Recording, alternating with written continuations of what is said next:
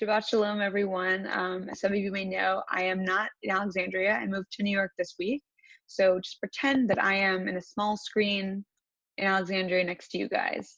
I'm happy to share this idea about Sukkot with everyone. Sukkot starts this weekend.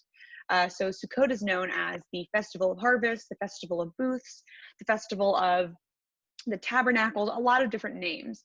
And what this refers to are the Sukkot that we build, plural of sukkah, these temporary dwellings that we live in or spend time in during the holiday. And that's in remembrance of the dwellings that the Bnei Israel, that the children of Israel lived in after they left Egypt. After they left Egypt and were in the desert, they were living in these temporary dwellings, sort of like nomadic lifestyle, because they picked up and moved very often.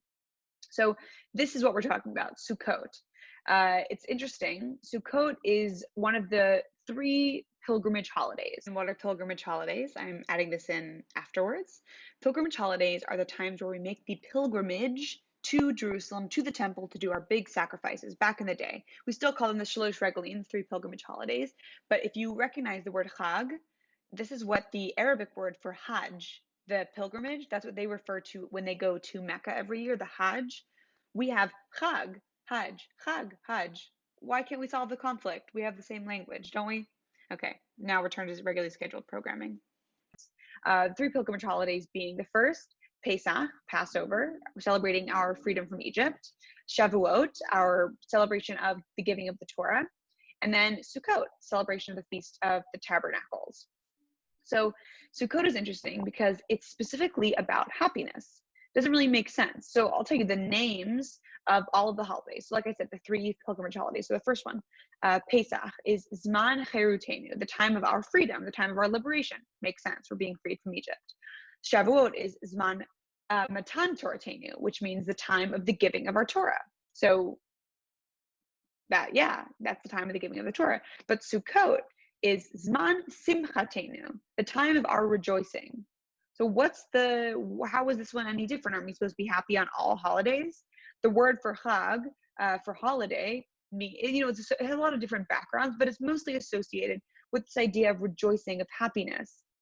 So what's so special about Sukkot? So the Midrash gives an explanation. Apparently, each holiday, the rejoicing that you do on this holiday depends on where it falls in the harvest, like the crop harvest.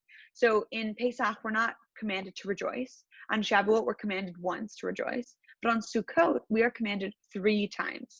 So the way this works is crops are planted in late winter and early spring. Okay, the first holiday we get to is Pesach, which is in spring. Okay, so the crops have been planted in late winter, early spring. So by the time of Pesach, we haven't harvested them yet. We don't know how they turned out. Only after Pesach do we harvest them. So we don't rejoice. Then Shavuot comes. Shavuot's in the middle of the summer. We've harvested the first set of crops, the grains, but we haven't harvested the fruits yet. So we only rejoice once, only rejoice one amount of time, because we know that the grain did well. Only once Sukkot arrives do we harvest both the grain and the fruit. And what's the difference between harvesting grain and harvesting fruit? The Lubavitcher Rebbe, the Menachem Mendel Schneerson of Chabad, explains that this has to do with how long these plants take to produce.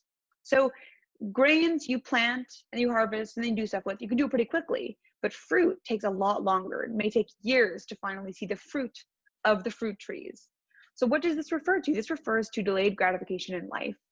When we plant seeds and don't necessarily see the value of them until many years later.